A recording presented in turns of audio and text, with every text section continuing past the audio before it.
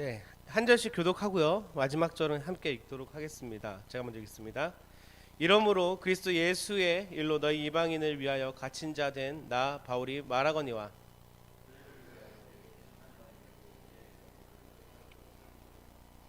곧 계시로 내게 비밀을 알게 하신 것은 내가 먼저 간단히 기록함과 같으니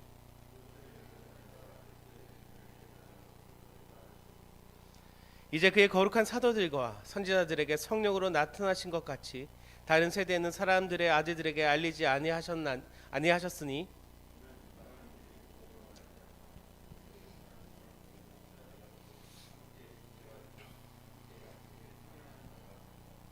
이 복음을 위하여 그의 능력이 역사하시는 대로 내게 주신 하나님의 은혜의 선물을 따라 내가 일꾼이 되었노라.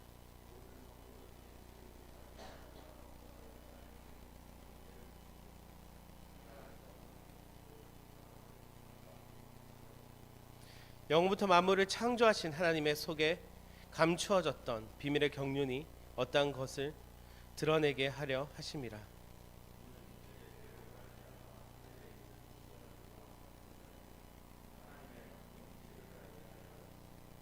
곧 영원부터 우리 주 그리스도 예수 안에서 예정하신 뜻대로 하신 것이라.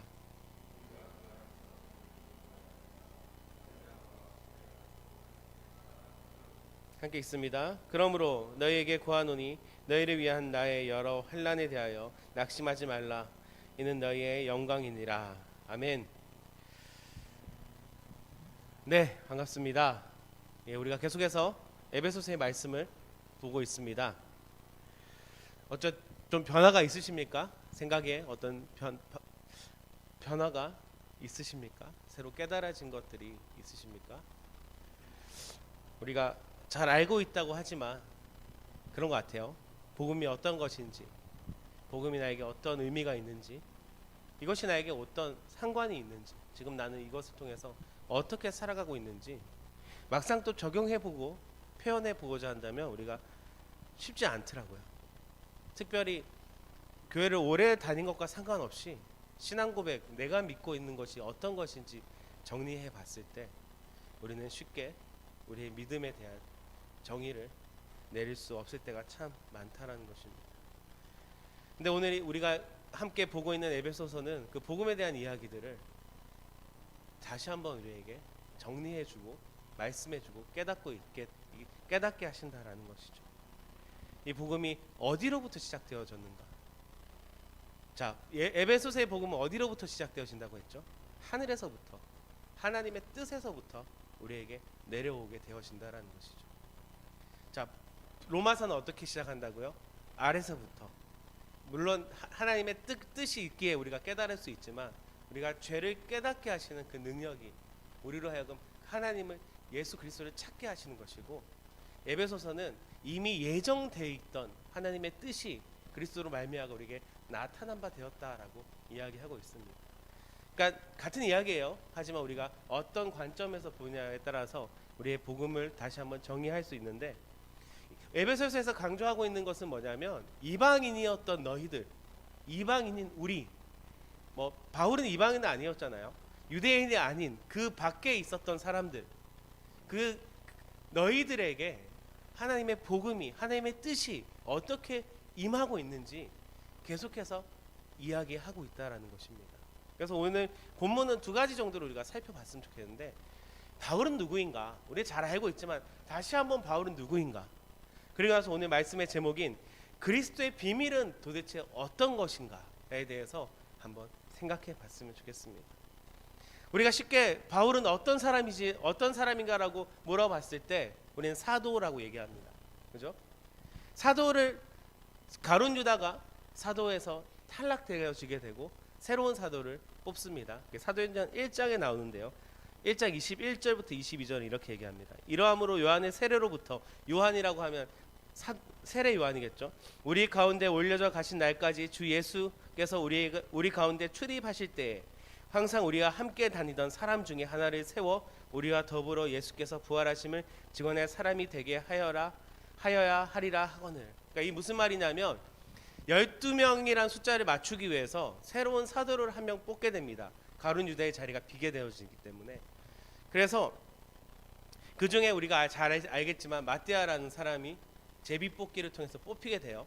근데 그 제비뽑기에 참여할 수 있는 사람들의 자격이 어떤 것이냐면 예수님과 함께 생활했던 사람. 그러니까 우리가 생활이라고 하면 단순히 살았다라고 얘기하는 것이 아니라, 생활함이라면 예수님께로부터 복음을 듣고 깨닫고 배우고 그리스도의 삶을 배웠던 사람들 중에 한 사람을 뽑아서 사도로 세움이 마땅하다라고 이야기하고 있습니다. 베드로는 시편의 말씀을 근거로 가지고 와서 이것을 이야기하고 있고요. 그런데 우리가 알고 있는 바울은 어떠죠? 바울은 예수님의 얼굴을 인간이신 예수님을 한 번도 본 적이 없던 사람입니다. 그죠? 그리고 예수 그리스도의 도를 전하는 자들을 잡아 죽이려고 했던, 가두려고 했던 사람이고요. 근데 바울은 갈라디아서 1장 11절 12절에서 이렇게 얘기하는데요. 형제들아, 내가 너희에게 알게 하노니 내가 전한 복음은 사람의 뜻을 따라 된 것이 아니니라. 이는 내가 사람에게서 받은 것도 아니요 배운 것도 아니요 오직 예수 그리스도의 계시로 말미암은 것이라. 그렇죠? 그러니까 여기서 이렇게 좀 차이가 나지만 결국에는 어떤 것이냐면, 예수님을 생활하면서 그것을 가르쳐 주신 것들을 깨달았던 사도들. 하지만 바울은 영이 빛으로 오신 예수 그리스도를 만남을 통해서 그 계시를 통해서 예수 그리스도를 깨닫고 알게 되어진 바울. 그러니까 둘 다 예수님으로부터 직접 가르침을 받았다라는 것입니다. 그러니까 사도지만 시작이 조금 달라요. 하지만 결론은 똑같습니다. 그래서 우리를 바울을 사도라고 부를 수 있는 겁니다. 이해가 되십니까? 예수님을 생활하지 않았지만 직접 만났어요. 봤습니다. 그리고 함께 생활하면서 그의 음성으로 듣지 못했지만 성령께서 깨닫게 하심을 통해서 더 깊이 있는 그리스도를 발견하고 배우게 되어졌다는 것이죠. 충분히 사도라고 말할 수 있는 자격들이 있다라는 것입니다. 근데 이 바울의 부르심은 하나님의 특별한 목적이 있다라고 이야기하고 있어요. 갈라디아서 로마서에서 바울이 스스로를 얘기할 때 어떻게 얘기하냐면, 나를 이방인의 사도로 삼으셨으니 내가 이방인의 사도인 만큼, 이렇게 얘기하면서 갈라디아서와 로마서에서 자신을 이야기할 때 이방인의 사도다라고 정확하게 명령하고 있다라는 것이죠. 그래서 우리가 알고 있는 바울은 사도로 부르심을 받았는데, 그 중에서도 12명, 13명 중에서도 특별하게 이방인들을 향한 하나님의 뜻과 목적을 가지고 있는 사도다라는 것입니다. 그래서 오늘 말씀을 보면 이 그리스도의 비밀을 깨달았다라는 것이죠. 특별히 그 깊이 있게 내가 깨달은 것들을 이제 너희에게 글로 적어서 알게 해줄 거다라고 이야기하고 있는 것이죠. 왜? 이방인은 너희를 위해서 하나님께서 나를 부르셨고, 예수님께서 나를 부르셨고, 이제 나를 통해서 그 비밀을 바울이 스스로 비밀을 깨달아서 예수 그리스도로부터 계시를 받아서 그 깨달은 비밀을 다시 너희에게 내가 알려줄게라고 얘기하고 있는 것입니다. 그러니까 바울이 이 이야기를 할 수 있는 근거는 바울이 사도인데 특별히 이방인의 사도로 부르심을 받았다라는 것들 우리가 집중해야 되는 거예요. 물론 그렇다고 다른 사도들이 이방인을 향해서 전도할 수 있다 그런 것이 아니라, 상징적으로 하나님은 바울을 통해서 그 이방의 전도, 사역, 선교에 대한 일들을 더 펼쳐나가시고 또 이방인들 향해 더욱더 본격적으로 직접적으로 역사하고 계신다라는 것입니다. 우리가 전설로 알고 있지만, 성경이 아닌 다른 이야기들로 알고 있지만 모두 다 이방인을 향해 전도하다가 선교하다가 다 순교하셨습니다. 사도들은.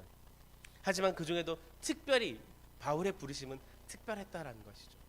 그렇기 때문에 하나님은 바울을 통해서 13편의 서신을 남기시고, 그리고 세워진 교회를 향해, 그리고 그 안에 세워진 이방인들과 유대인들, 특별히 이방인을 향해서 하나님의 복음됨, 너희의 하나님의 자녀됨, 너희의 하나님의 교회됨에 대해서 더 강조하고 있다는 것이죠.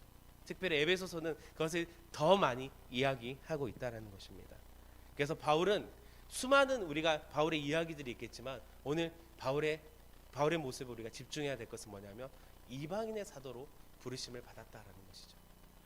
그리고 나서 오늘 제목인 그리스도의 비밀에 대한 이야기들을 짧게 하고, 오늘 말씀이 길지 않습니다. 웬일로, 그죠? 짧게 하고 지나갈 건데요. 그리스도의 비밀이 뭔가? 그럼 바울은 그리스도의 비밀이 뭔지 분명하게 오늘 본문에 대해서 밝히고 있는데, 첫 번째, 사도 바울이 깨달은 것, 직접 계시를 받아서 깨달은 것이라는 것이죠. 그러니까 근거가 확실한 거예요. 내가 어디 명상하다가 스스로 알게 되어진 것이 아닙니다. 내가 어떻게 연구하다가 발견한 것이 아니에요. 그런 인간적인 근거가 아니라 바울의 근거는 하나님으로부터, 그리스도로부터 직접 받았던 계시다라는 것이죠. 이해가 되십니까? 그러니까 신적 영향력을, 권위를 갖고 있는 거예요. 사람의 이야기가 아니라는 것입니다. 그렇기 때문에 이 비밀을 깨닫고 알게 되었을 때 우리에게 넘치는 은혜와 그 깊은 사랑을 경험할 수 있게 되어진다라는 것이죠.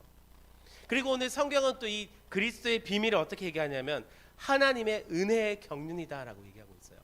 제가 혹시 예전에 경륜이란 단어의 뜻을 이야기했는데 기억하시는지 모르겠지만, 경륜은 이겁니다. 하나님의 목적, 그 목적을 이루시는 하나님의 방법, 이것을 우리는 경륜이라고 얘기합니다. 그러니까 하나님의 은혜의 경륜, 은혜의 경륜이란 것은 뭐냐면, 그리스도의 비밀이란 것은 뭐냐면 하나님의 의도, 태초 전부터 가지고 있어 하나님의 목적, 그 하나님의 목적을 이루는 방법, 그것이 그리스도의 비밀이다라는 겁니다.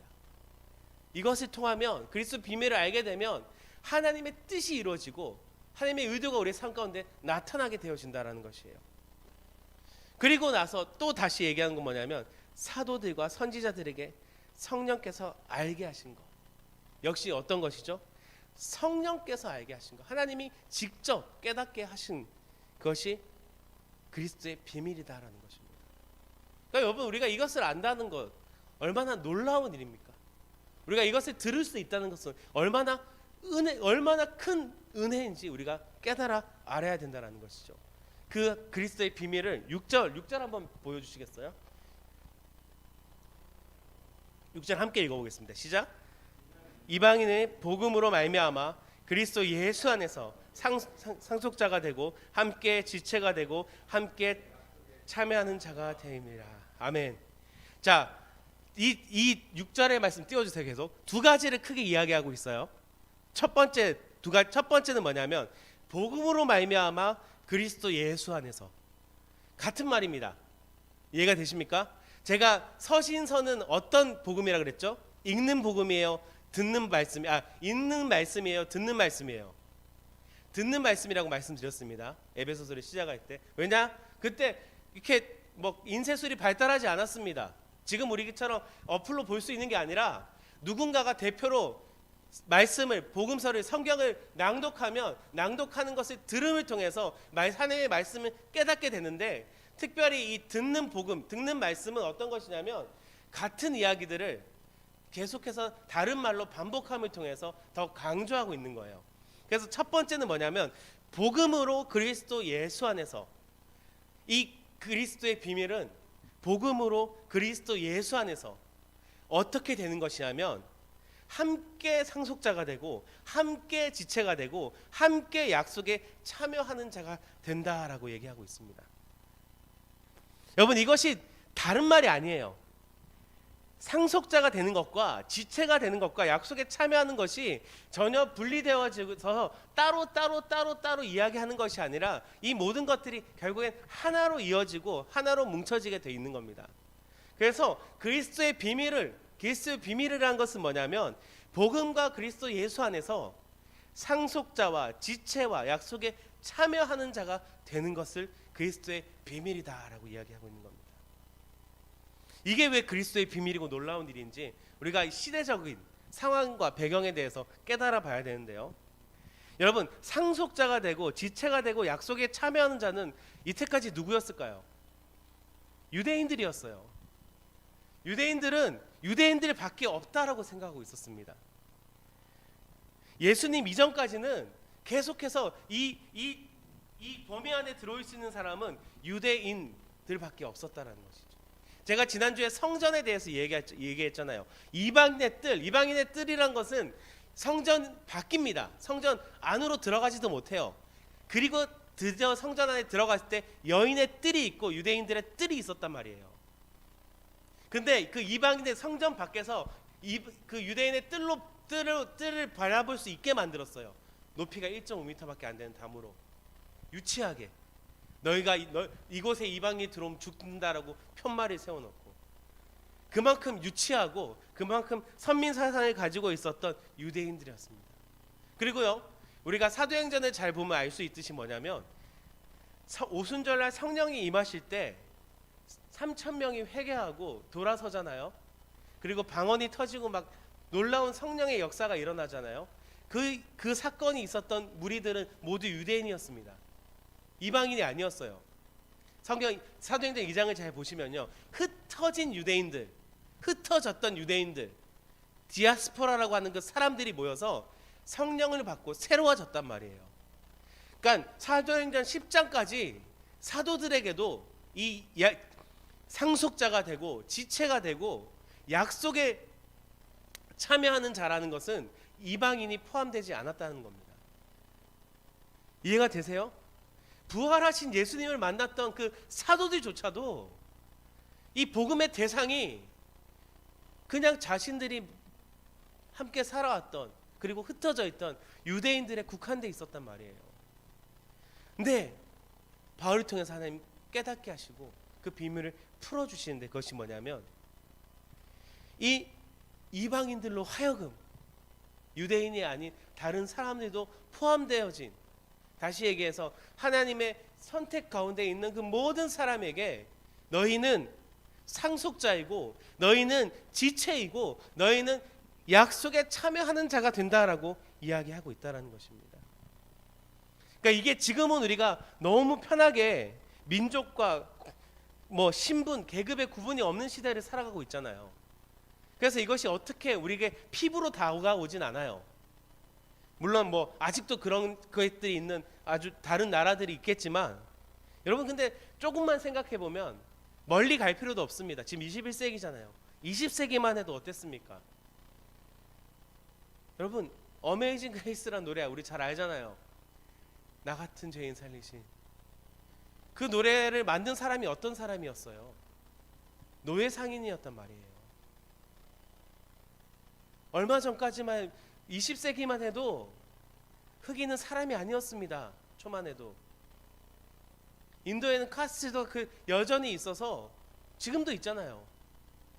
지금도 영국에 가면요, 나이 많으신 노인들은 아시아 흑인들을 보면서 사람으로 대접하지 않습니다. 자신의 식민지에 살고 있는 어떤 그런 물건으로 바라보는 사람들도 있다라는 것이죠. 그러면 여러분, 당장에 20세기만 가도 그런데 2000년 전인 예수님 당시에는 어땠냐라는 것이죠. 수천 년을 선민 사상으로 살아왔던 유대인들이 바라보기에 어땠을까라는 것이죠.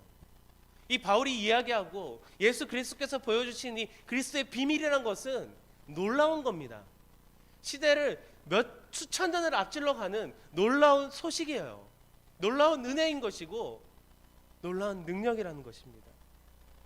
유대인들은 단 한 번도 생각해 볼 수도 없고 생각하지도 않았던 그 일이 예수 그리스도의 십자가의 사건을 통해서 우리에게 나타난 바 되었죠. 그것을 하나님께서는, 예수님께서는 바울로 깨닫게 하시고 이방인을 향해서 펼쳐주셨다는 것이죠. 여러분, 그것이 얼마나 큰 은혜인지 우리가 한번 바라볼 수 있었으면 좋겠습니다. 아멘? 아멘? 그래서 조금 더 보면 상속자가 뭡니까? 상속자는요, 성경 안에서 제가 여러 번 얘기했잖아요. 먼저는 자녀가 되는 겁니다. 하나님을 아버지라고 부를 수 있는 사람이 되어지는 것, 존재가 되어지는 겁니다. 두 번째 뭐죠? 대리자가 되어지는 거예요. 아버지가 갖고 있는 그 권세와 능력을 동일하게 나타낼 수 있는 능력 있는 사람이 되어지는 겁니다. 에베소서에서 어떻게 예수와 함께 부활하고 예수와 함께 올라갔다고 얘기하잖아요. 그것이 하나님의 자녀로서, 하나님의 대리자로서, 상속자로서 우리를 부르신 하나님의 뜻이란 겁니다. 지체라는 말은 뭐예요? 교회의 몸이란, 예수 그리스도의 몸이란 겁니다. 예수 그리스도의 몸은요, 만물, 우리가 2장 마지막 절에 배웠는데 만물, 그 모든 세상 권세 위에 교회가 있는 겁니다. 그 위에 예수께서 머리가 되신 것이고요. 혹시 기억날지 모르겠지만 나중에 설교를 한번 다시 들으시면 괜찮을 것 같습니다. 그래서 지체라는 것은 단순히 그냥 하나가 아니라 교회이고, 세상의 그 모든 것에 능력 있는 위치에 서 있는 것이고, 그리고 그리스도를 통해서 살아가는 사람의 모습을 지체라고 얘기하는 거예요. 그리고 마지막에 약속으로 참여하는 자는 뭡니까? 약속은 단 하나잖아요. 하나님의 선택된 존재, 하나님 나라에 들어갈 수 있는 존재들. 조금 더 세세하게 조금씩 알아본다면 바로 그런 존재들이, 예전까지는 유대인이었는데 바울이 깨달은 그 비밀은, 놀라운 것은 이것을 이방인에게 복음으로 예수 그리스도 안에서 깨닫게 하시고 참여할 수 있게 하신 하나님의 은혜다라는 것입니다. 여러분, 이건 이 놀라고 이 풍성한 하나님의 은혜를 우리가 기억하시기를, 삶으로 새기시기를 예수님의 이름으로 부탁드리겠습니다. 이제 말씀을 정리할게요. 그래서 바울을 통해서 우리를 알게 하신 그리스도의 비밀이란 것은 이것입니다. 하나님의 택한 백성을 교회로 부르셨고, 교회는 하나님의 사역의 중심에 있게 되어진다는 것입니다. 세상 권세 위에 있는 것이고 역사의 중심에 있는 것이고, 하나님은 교회를 통해서 일하길 원하신다라는 거예요. 그러니까 단순히 우리를 불렀다라는 것으로 우리가 기뻐하는 것으로 끝나는 게 아니라, 하나님의 그 부르심의 목적이 있다라는 것으로 나아갈 수 있는 믿음의 자녀들이 되기를 예수님의 이름으로 부탁드리겠습니다. 아멘. 예. 그래서 다시 한번 정리합니다. 하나님은 우리를 교회로 불렀다는 겁니다. 상속자, 지체, 약속에 참여하는 자를 우리는 교회라고 정의할게요. 교회로 불렀다라는 겁니다. 그래서 우리는 뭘 알아야 되냐면, 우리는 교회라는 겁니다. 아멘. 우리 한 사람 한 사람은 교회예요. 교회가 가지고 있는 의미가 뭐라고요? 나는 상속자이고, 나는 지체이고, 나는 약속에 참여한 자입니다. 나는 교회입니다. 여러분, 우리는 여기서 시작해야 되는 겁니다. 이곳으로 들어올 수 없었던, 발만 걸쳐도 죽을 수밖에 없었던, 감히 상상할 수도 없던 그 은혜의 자리 가운데 하나님이 교회로 불러주셨다라는 거예요. 그리고 나서 이제는 우리가 알아야 될 것이 뭐죠? 교회는 뭔가? 교회는 어떻게 살아야 될 것인가? 교회는 어떤 생각을 가지고 어떤 행동을 해야 될 것인가? 이것은 우리가 다음 주에 다시 말씀을 통해서 알아보겠지만, 여러분은 분명 그리스도의 비밀이란 것이 무엇인지, 그리고 왜 바울을 통해서 그리스도의 비밀이 우리에게 주어졌는지, 여러분 우리가 그것을 제대로만 깨달아 안다해도 얼마나 하나님의 은혜가 큰 것인지, 우리가 이 자리에서 예배할 수 있는 것이 얼마나 놀라운 능력인지 우리는 분명히 알 수 있게 될 것입니다. 우리 앞뒤 자고 이렇게 얘기합시다. 나는 교회입니다. 당신은 교회입니다. 하나님이 나를 교회로 부르셨습니다. 하나님이 당신을 교회로 부르셨습니다. 아멘. 여러분, 그 교회는 단순히 하나로 이야기할 수 있는 단순한 가치가 아니란 것을 분명히 깨달으시고, 나를 교회로 부르시기 위해서 하나님 어떤 은혜를 우리에게 보여주셨는지 꼭 묵상하며 나아갈 수 있는, 가슴에 삶에 새기며 나갈 수 있는 여러분 되시기를 예수님으로 부탁드리겠습니다. 기도하겠습니다.